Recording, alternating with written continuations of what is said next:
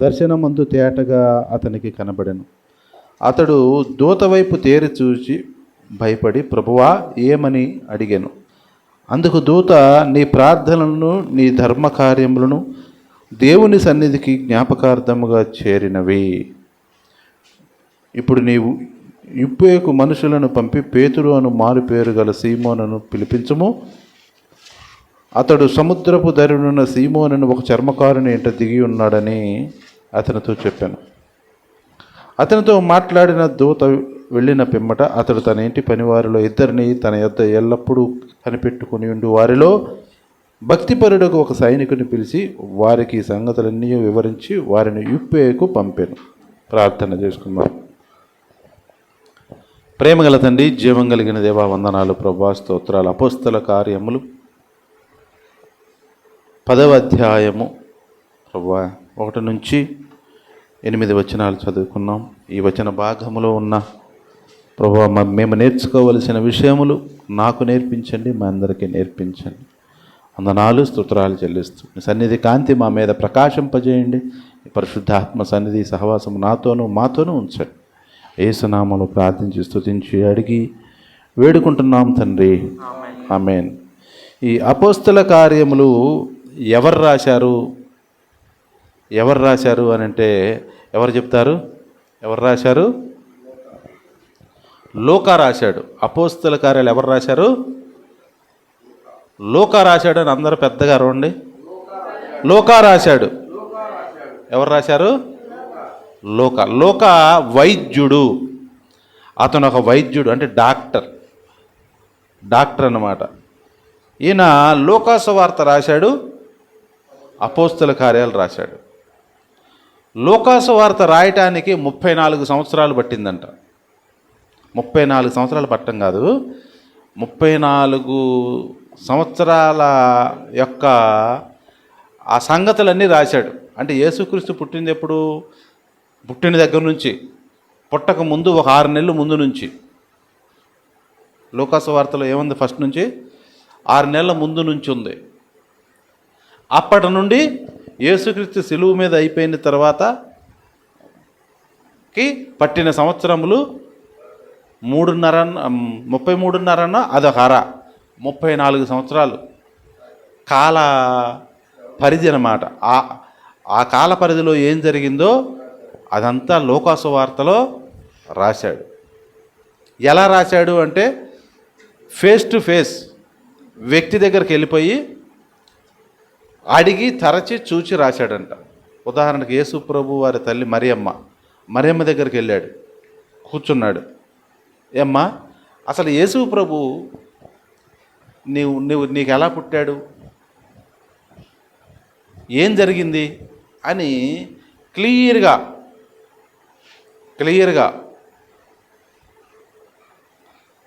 కట్గా ప్రతి ఒక్క పర్సన్ని వెళ్ళి, ఎవడన్నా బాగుపడ్డాడు అనుకోండి, యేసుప్రభు బాగు చేశాడు అనుకో, వాడు కుంటివాడినో గుడ్డివాడినో వాడి దగ్గరికి వెళ్ళిపోయాడంట. వాడి దగ్గరికి వెళ్ళిపోయి, ఎరబ్బాయి నీకు ఆ రోజు ఏం జరిగింది ఆ రోజు?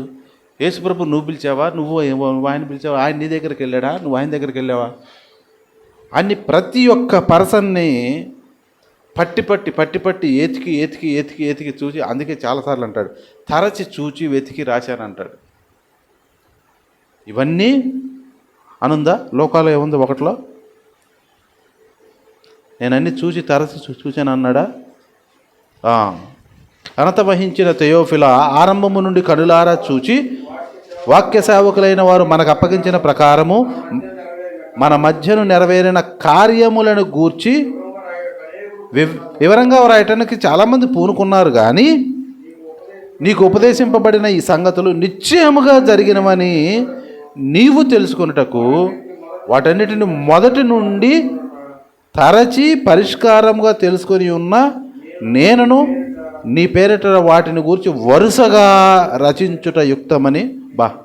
చాలామంది రాశారు. మత్తయి రాశాడు, మార్కు రాశాడు, యోహాను రాశాడు, ఇంకా కొంతమంది రాశారు. అవి అసలు లేవు, కనపడలా. కానీ అందరు రాశారు. నేను మాత్రం ఫేస్ టు ఫేస్ వెతికి లైన్గా ఏం జరిగిందో రాసుకుంటూ వచ్చాను అన్నాడు. అంటే 34 సంవత్సరాల్లో ఏమేం జరిగినాయో అవన్నీ లూకా రాశాడు. కాబట్టి లూకా సువార్త చాలా వివరంగా విపులంగా పెద్ద అధ్యాయాలు ఉంటాయి. మత్తయి మార్కు కంటే యోహాను కంటే పెద్ద అధ్యాయాలు ఉంటాయి, ఎక్కువ పుస్తకం ఉంటుంది. అలాగే అపోస్తుల కార్యాలు కూడా ఈయనే రాశాడు.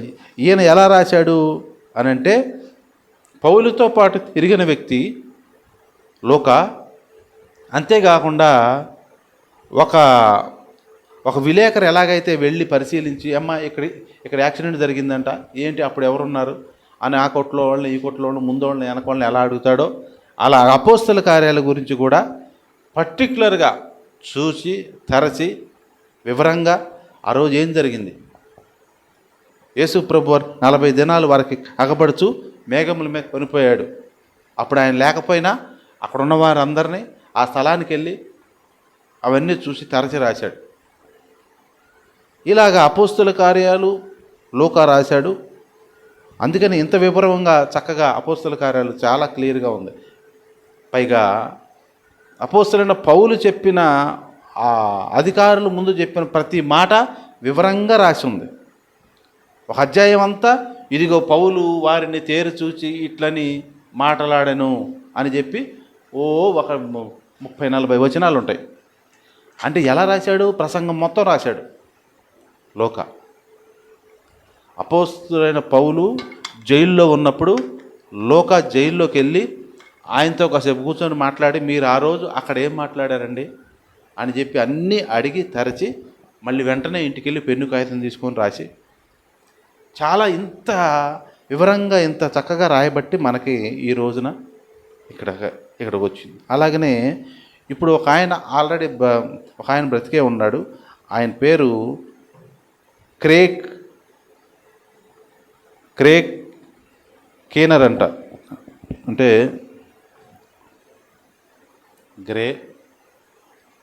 కీనర్ అంట ఆయన పేరు. ఈయన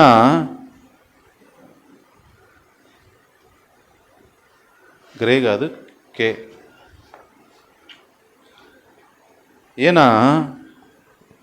ఈయనంట ఈ అపోస్తల కార్యాల పుస్తకాన్ని బాగా స్టడీ చేసి, లూకా తర్వాత బాగా స్టడీ చేసి 768 పేజీల పుస్తకం రాశాడట. వ్యాఖ్యానం 768 పేజీలు పుస్తకం రాశాడంట. 768 పేజీల పుస్తకం ఈయన వ్యాఖ్యానం చేశాడనమాట. దాన్ని రాయటానికంట ఒక 10,000 పుస్తకాలు చదివాడంట. 10,000 పుస్తకాలు చదివాడంట. 10,000 పుస్తకాలు అపోస్తల కార్యం గురించి చదివి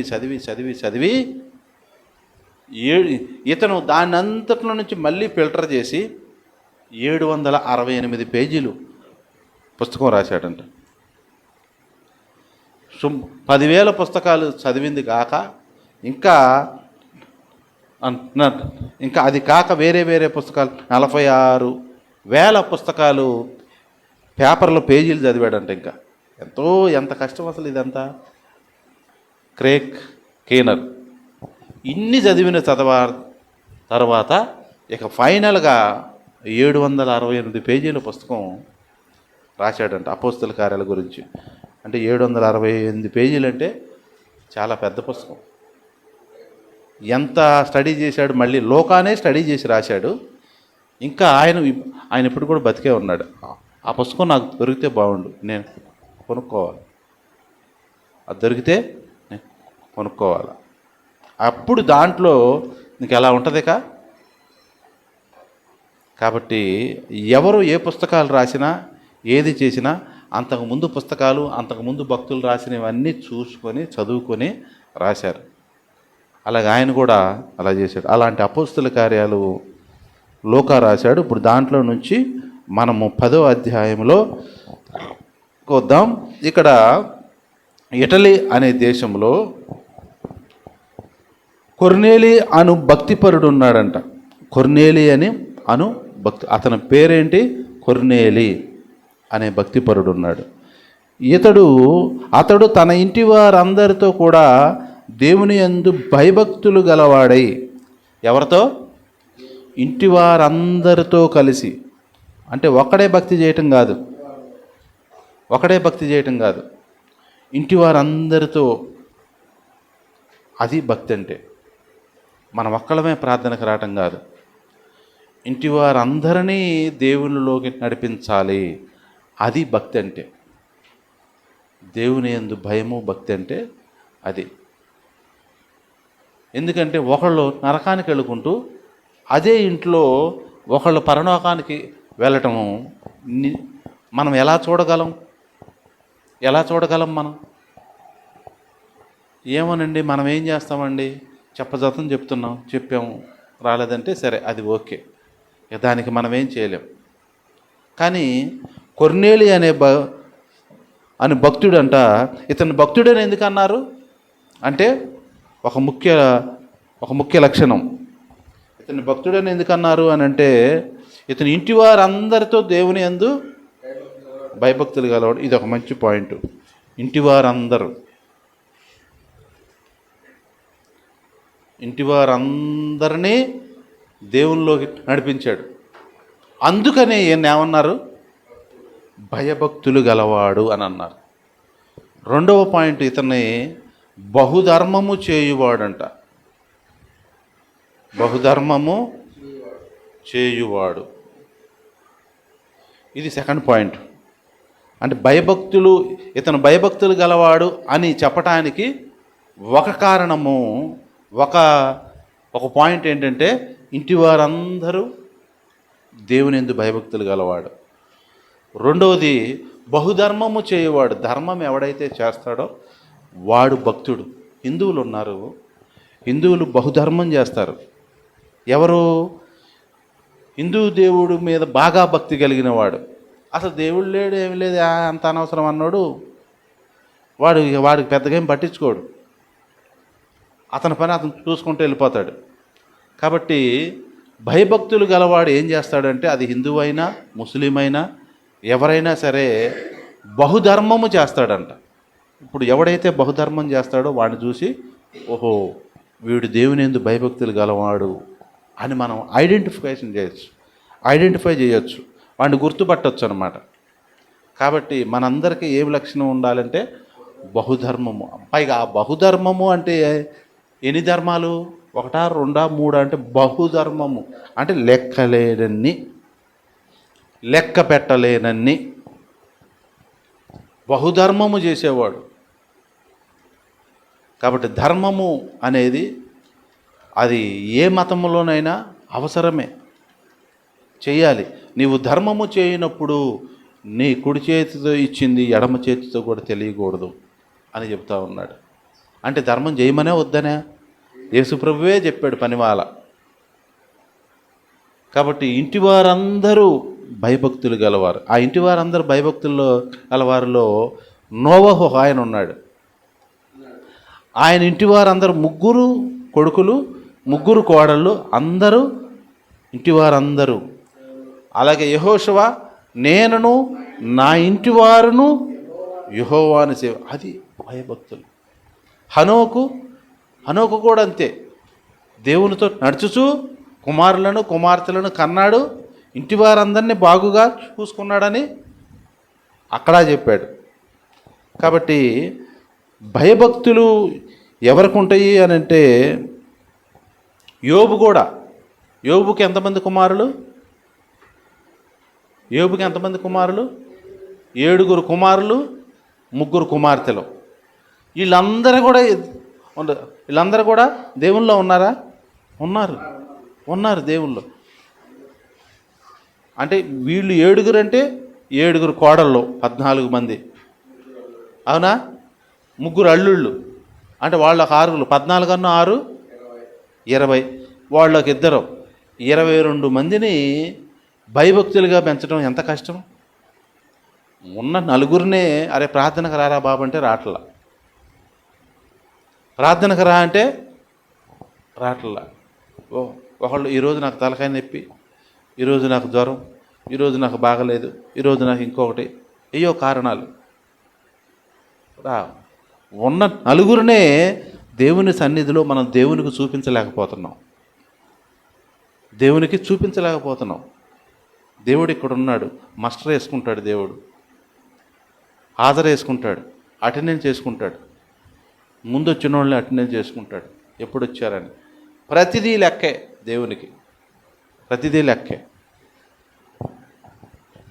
కాబట్టి లక్షణము, ఇంటి వారందరూ దేవుని యందు భయభక్తులు గలవారు. ఎల్లప్పుడూ, ఇంకొక లక్షణం ఏంటి?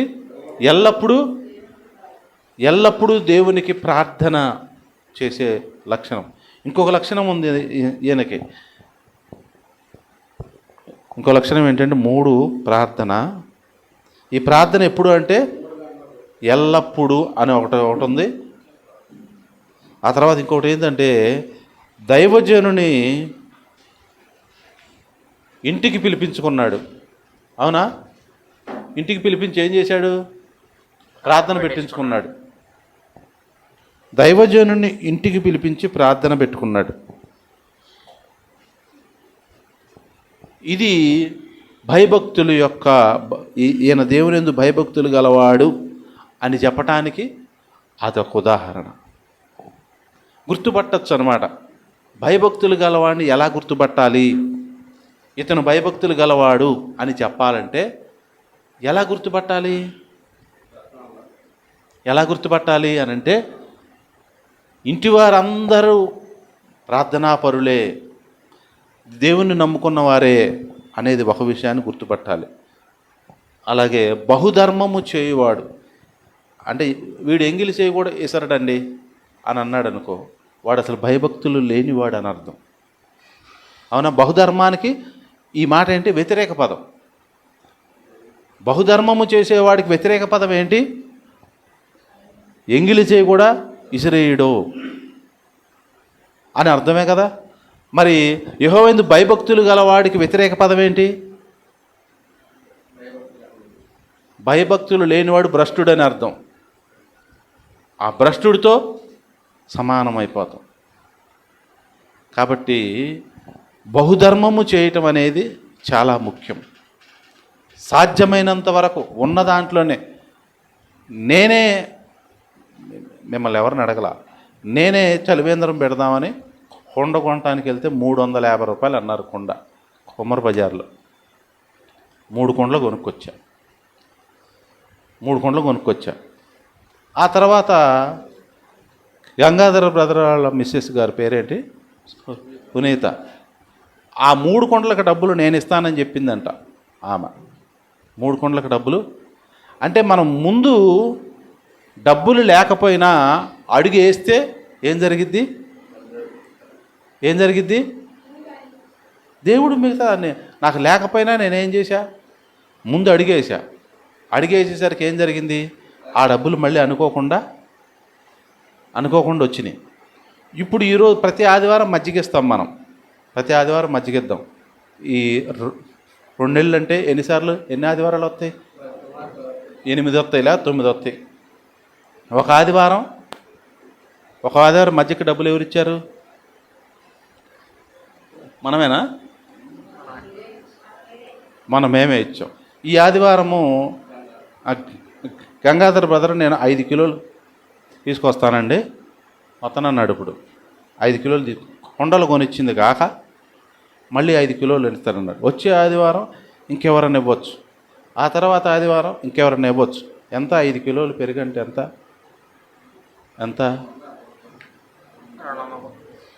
అవుద్ది? 5 కిలోలు కూడా మనం మొన్న ఎన్ని ప్యాకెట్లు ఇచ్చాం? ఎన్ని ప్యాకెట్లు ఇచ్చాం? 4కే అంత మజ్జిగ వచ్చింది. సరే 5, 10, 6, 7 ఇచ్చామనుకో బోల్డు మందికి ఇవ్వచ్చు. ఇది బహుధర్మము. కొర్నేలి ఏం చేశాడు? బహుధర్మము అంటే ఇది కూడా ఒక భాగమే. వాడెవడో తెలియనివాడు ఒకడు అనాథను తీసుకొచ్చాం. వాడికి పొద్దున పూట టిఫిను, మధ్యాహ్నం అన్నం, రాత్రి భోజనం. ఇంత ఖర్చు అవుద్ది కదా. ఇంత ఖర్చు మీరు ఎందుకు పెట్టుకోండి? ఒక మనిషిని రోజు బరాయించడం ఎంత కష్టం అని నన్ను అన్నారు. ఒక మనిషిని రోజు మేపటం అంటే ఎంత అయిద్దమ్మా? ఒక 100 రూపాయలు అయిద్దా? టిఫిను, మధ్యాహ్నం భోజనం, రాత్రి భోజనం. అయినా సరే దేవుడు ఏదో ఒక రూపంగా ఇంకో రూపంగా ఇస్తాడు దేవుడు ఏదో ఒక రకంగా ఇస్తాడు. కాబట్టి మనం చేసేది ఏది కూడా వ్యర్థము కాదు. ఈ అపోస్తల కార్యాలు 1 ఈ 10వ అధ్యాయంలో మనం నేర్చుకోవాల్సిన విషయం ఏంటంటే, యెహోవా యందు భయభక్తులు గలవాడు అని చెప్పడానికి ఒకటి, ఇంటి వారందరూ దేవుని యందు భయభక్తులు గలవారుగా చేసుకోవాలి ఒకటి. రెండోది, బహుధర్మము చేయాలి. ధర్మం చేయటానికి నేను ముందు వస్తానని రావాలి. అప్పుడు వాడు భయభక్తులు గలవాడు అని అర్థం అన్నమాట. 3వ పాయింట్, ఎల్లప్పుడూ ప్రార్థన చేసేవాడు భయభక్తి. 4వది ఏంటంటే, దైవజనుని ఇంటికి పిలిపించుకొని ప్రార్థన పెట్టించుకునే లక్షణము. అది యెహోవా యందు భయభక్తులు గలవారి లక్షణం అది. దేవుడు ఏం చెప్పాడు? పేతురుకు చెప్పాడు. ఏమని? నీవు కొర్నేలి ఇంటికి వెళ్ళు అని దేవుడు పేతురుకు చెప్పాడు. అలాగే దేవదూత వచ్చి కొర్నేలికి పలానా ఆయన్ని తెప్పించుకొని ప్రార్థన పెట్టించుకోవాలి. ఎందుకు దేవుడు పేతురుకి చెప్పడం ఎందుకు? దేవదూత వచ్చి కొర్నేలికి చెప్పడం ఎందుకు? ఇద్దరికీ చెప్పడం ఎందుకు?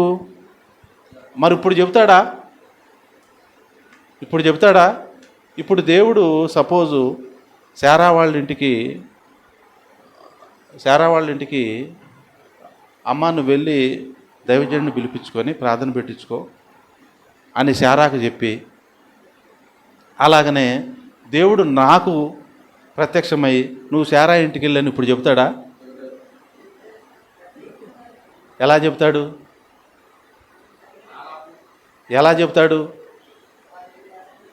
చెప్తాడంటే అనేక రకాలు కళలు, స్వప్నాలు, వాక్యం ద్వారా, దైవజనుడి ద్వారా, రెండింటి ద్వారా చెప్తాడు. ఇప్పుడు చెప్పేది కూడా అదే. ఇప్పుడు దేవుడు చెప్పించేది కూడా అదే. భయభక్తులు గలవారికి ఉండవలసిన లక్షణాలు చెబుతూ ఇంట్లో ప్రార్థన పెట్టించుకోవాలి అనే విషయము దేవుడు చెప్పాడు. దేవుడు ప్రత్యేకించి కొర్నేలికి చెప్పాడు అంటే ఈరోజు నీకు నాకు కూడా చెప్తున్నాడు. ఇక మళ్ళీ మనకి ఎదురుగా వచ్చి స్వప్నం ద్వారా కానీ, కళ ద్వారా కానీ, లేదా దర్శనం ద్వారా కానీ ఇంకేం చెప్పక్కర్లా. ఇదే చెప్పటం ఇదే చెప్పటం. ఎందుకు అంటున్నా? ఇదైనా ఎందుకు? ఇప్పుడు ప్రార్థన పెట్టించుకోకపోతే ఏమైంది? వీళ్ళు ఆల్రెడీ సాక్ష్యం చెప్తున్నాడుగా. దేవుడే సాక్ష్యం చెప్తున్నాడు. ఏమని? కొర్నేలి దేవుని యందు భయభక్తులు గలవాడు, బహుధర్మం చేసేవాడు, ఎల్లప్పుడూ ప్రార్థన చేసేవాడు అని చెబుతున్నాక మళ్ళీ నీ ఇంట్లో ప్రార్థన ఎందుకు? ఆల్రెడీ వెరీ గుడ్ అని చెబుతుంటే ఇంకా మళ్ళీ ప్రార్థన ఎందుకు ఇంట్లో? అంటే దేవుడు ఏదో కొర్నేలికి ఇవ్వవలసిన మేలు దాచి ఉంచాడు. నీకు ఇవ్వాల్సిన మేలు ఏదో ఆశీర్వాదం ఏదో ఉంది. దాన్ని ఇవ్వటం కొరకు మీ ఇంట్లో ప్రార్థన పెట్టుకో అంటున్నాడు. హల్లెలూయా. మీ ఇంట్లో ప్రార్థన పెట్టుకుంటే దేవుడు ఇస్తాడు. ఉదాహరణకి ఇస్సాకుని అబ్రహాముని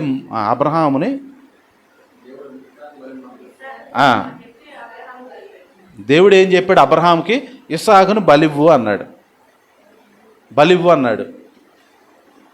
అది చేసాము. దేవుడు ఎప్పుడైనా సరే ఎవరినైనా ఒకరిని ఆశీర్వదించాలన్నా, ఒకరిని దీవించాలన్నా, ఒకళ్ళకి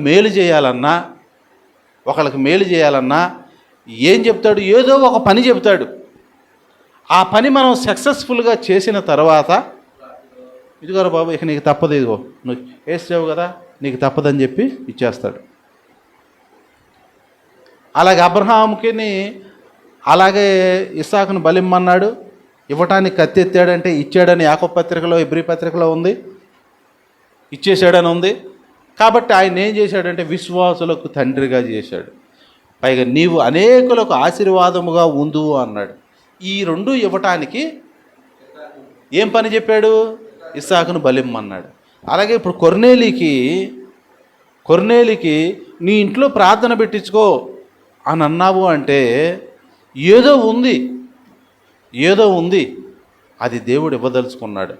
ఇవ్వదలుచుకునే ముందు ఏం చెప్తాడంటే ఇలాంటి పనులు చెప్తాడు. ఇది యెహోవా యందు భయభక్తులు గలవాడి లక్షణం. ఇంట్లో ప్రార్థన పెట్టించుకోవడం అనేది యెహోవా యందు భయభక్తులు గలవారి యొక్క లక్షణాల్లో ఇది ఒకటి. ఇది నేర్చుకోవాలి మనం. ఒకటి, బహుధర్మము చేయటం నేర్చుకోవాలి. ఇంటి వారందరినీ ప్రార్థనలో నడిపించే పద్ధతి నేర్చుకోవాలి. ప్రార్థన అంటే ఎల్లప్పుడూ ప్రార్థన చేసే వారిగా ఉన్నప్పుడు అది దైవజనుని ఇంటికి పిలిపించుకొని ప్రార్థన పెట్టించుకోవాలి. నేను జేజీ ఇక్కడే ప్రార్థన కదా ప్రతి శనివారం మా ఇంట్లో పెట్టానండి. సరే, వచ్చేవాళ్ళు అక్కడికి వస్తారని నేను గ్రూపులో పెట్టానా చూసారా? ఈరోజు జేజీ వాళ్ళ ఇంట్లో ప్రార్థన, అన్నయ్య మా ఇంట్లో మీరు ప్రార్థన పెట్టి భోజనం చేసి వెళ్ళాలను. ఎందుకు, ఏంటి సందర్భం? ఎవరైనా 10వ తరగతి పాస్ అయ్యారా, ఇంటర్ పాస్ అయ్యారా, లేకపోతే ఏంటి కారణం అంటే ఏ కారణం లేదు, ఇంటికి వచ్చి భోజనం చేసి వెళ్ళండి అంటుంది. నేను ఒకసారి అది మన చర్చిలో అనౌన్స్ చేశా. మీ అందరికీ ఒక్కొక్కరిని పిలిచి ఒక్కొక్క రోజు నేను భోజనం పెట్టాలని చెప్పాను. ఈ మాట ఎంతమంది విన్నారా? గుర్తుంది. నేనే చేద్దాం అనుకున్నా, పుసుక్కున ఏం చేసింది? జేజీ ఇంప్లిమెంట్ చేసింది. నేను ఇంప్లిమెంట్ చేద్దాం అనుకున్నా, నాకంటే ముందు జేజీ చేసింది. నేను చెయ్యాలా అని ఆల్రెడీ చెప్పడం జరిగింది. రండి చెప్పడం జరిగిందనమాట. మీరు 5 అంటే అర్ధగంట అని లెక్కేసుకోవాలా మేము? మీరు 5 నిమిషాలు అన్నారంటే అరగంట. సరే, దేవుని యందు భయభక్తులు గల వారి లక్షణం చెప్పుకుంటున్నాం. అలాగా జేజీ ఇంటికి వెళ్ళాము. ఎలాగ ఇంటికి వెళ్ళినప్పుడు ఏం చెప్తాం? ఒక పాట పాడతాం, వాక్యం చెప్తాం, ప్రార్థన చేసాం, ఆతిథ్యం ఇచ్చింది బ్రహ్మాండమైన. నేను ముందే చెప్పా, అమ్మ దేవుడి దేవాల నాన్ వెజ్ వద్దు, వెజిటేరియన్ పెట్టండి, దండం పెడతా, పొద్దాకా ఎక్కడికి వెళ్ళినా చికెన్లే అవుతున్నాయి అని ముందే చెప్పడం జరిగింది.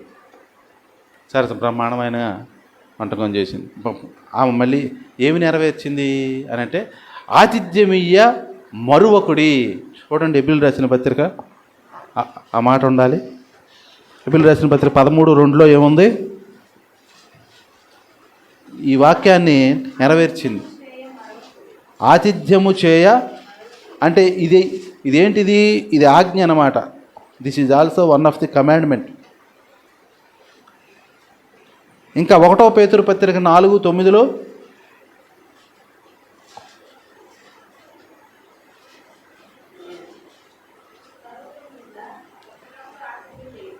ఏం చేయాలంట? సణుగు కొనకుండా వచ్చారా బాబు, ఇప్పుడు భలే పని, పెద్ద పని పెట్టారు మనకి, చెప్పా పెట్టకుండా వచ్చారు అని సణుక్కోకుండా, అంటే ఆతిథ్యం ఇచ్చే అవకాశం వచ్చింది. అలాగే రోమిలికి రాసిన పత్రిక 12వ అధ్యాయం 13వ వచనం. రోమిలికి రాసిన పత్రిక 12వ అధ్యాయం 13వ వచనం.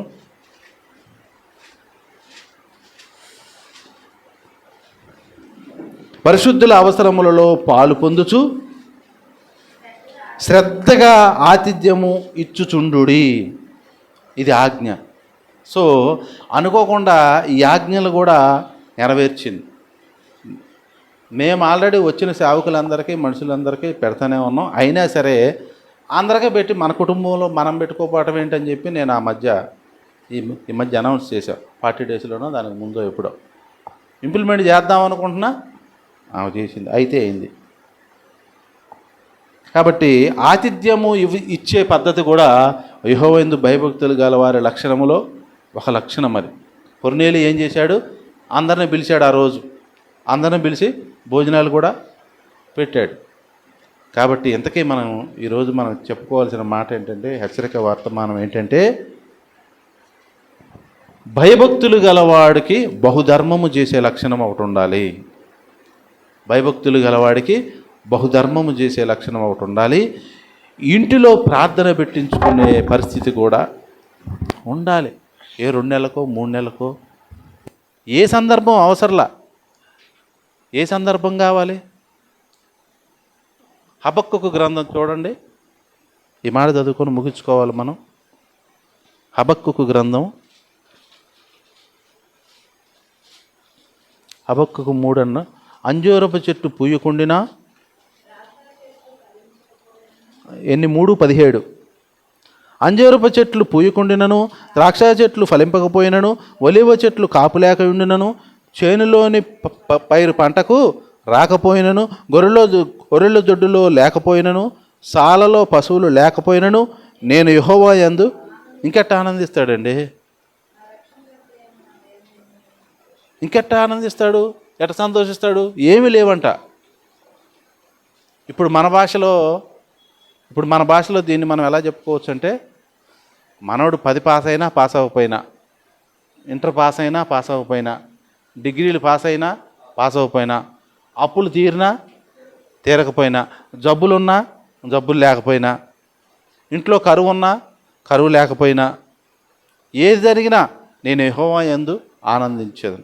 ఎలా ఆనందిస్తావంటే, అందరిని పిలిచి మా ఇంట్లో ప్రార్థనని ఏదో టీ ఇచ్చి పంపించవచ్చు, లేదా డ్రింక్ ఇచ్చి పంపించవచ్చు. సేవకులకి 2, 3, 4 భోజనం పెట్టచ్చు. అది ఈజీ కదా. అందరికీ భోజనాలు పెట్టాలనేమి లేదు. ఏ డ్రింకో బిస్కెట్లో ఏయో ఇచ్చేసి పంపించేసి వచ్చిన వాళ్ళందరికీ దైవజనుడికి భోజనం పెట్టచ్చు. పెట్టకపోయినా పర్వాలేదు, పెద్ద ఇబ్బంది ఏమి లేదు. కాబట్టి ఇంటిలో ప్రార్థన పెట్టించుకోవడం అనేది ముఖ్యం. ఎందుకు అది జరగాలి అని అంటే, ఏమో దేవుడు ఏదో మేలు దాచి ఉంచినది అది మిస్ అయిపోతున్నాం. కాబట్టి ఈనాడు మన పాఠము, మన సందేశము, దేవుని యందు భయభక్తులు కలిగి ఉండవలసిన వాని లక్షణాలు ఎప్పుడు చెప్పుకునేవి కాకుండా ఈరోజు కొత్తగా చెప్పుకునేది ఏంటంటే, బహుధర్మము చేసే లక్షణము ఉండాలి. రెండవది, ఇంటికి పిలిపించుకొని దైవజనుడికి ప్రార్థన పెట్టించుకొని ఆ ఇంట్లో 2, 3 చుట్టూ ఉన్నవారిని పిలుచుకొని వాక్యం వినండి అని చెప్పుకోవాలి. ఈ 2 కార్యములు ఈరోజు మనం నేర్చుకోవాల్సిన విషయాలన్నమాట. మిగతా ఎల్లప్పుడూ ప్రార్థన చేస్తాం, అది చెయ్యాలి, ఆ సంగతి మనకు తెలుసు. ఇంటి వారు అందరినీ రప్పించుకోవాలి, అది మనకు తెలుసు. ముఖ్యంగా పట్టించుకోని విషయాలు ఏంటంటే, ఇందులో బహుధర్మము చేసే విషయం పట్టించుకోము, అలాగే ఇంట్లో ప్రార్థన పెట్టించుకునే విషయం పట్టించుకోము. ఇప్పుడు ఆ 2 పట్టించుకోండిరా బాబు అని చెప్పి దేవుడు చెప్తున్నాడు అన్నమాట మనకి. ఏమైతే పట్టించుకోవట్లేదో వాటి విషయం జాగ్రత్తగా ఉండండి అని చెప్పటం ఇప్పుడు ఈరోజు మనకు దేవుడు మనతో మాట్లాడుతున్నట్టు. అలా మనము దేవుని యందు భయభక్తులు కలిగి ఉండటానికి ఈ 2 కూడా ఇక నుంచి మన జీవితంలో ఇంప్లిమెంట్ చేయాలని దేవుడు మనతో మాట్లాడుతున్నాడు.